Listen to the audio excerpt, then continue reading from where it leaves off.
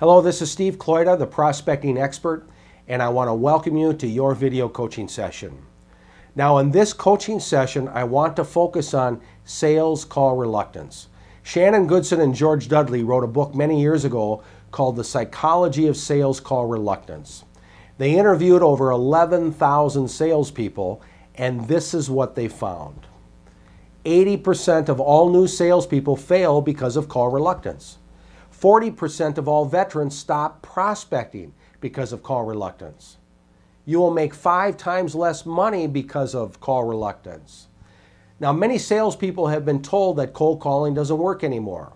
Now, some of the veterans are saying that cold calling is no longer effective in reaching out to potential clients.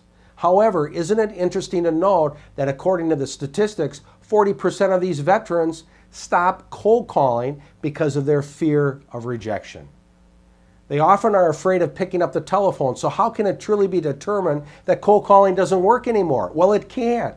And having worked with thousands of salespeople, I can assure you that cold calling still works.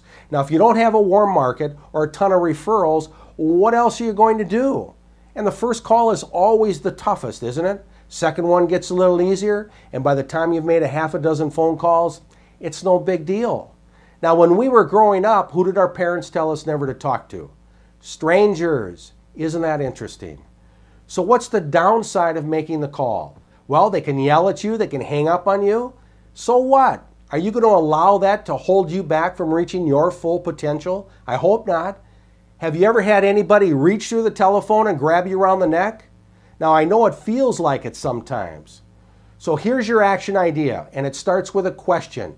What is the upside of making a cold call? Make a list of all the positive things that will happen by making those calls, and look at the positives, and they will outweigh the negatives 5-1. This is Steve Kloida, the prospecting expert, and remember, the mind is like a parachute. It only works when it's open. Have a great day.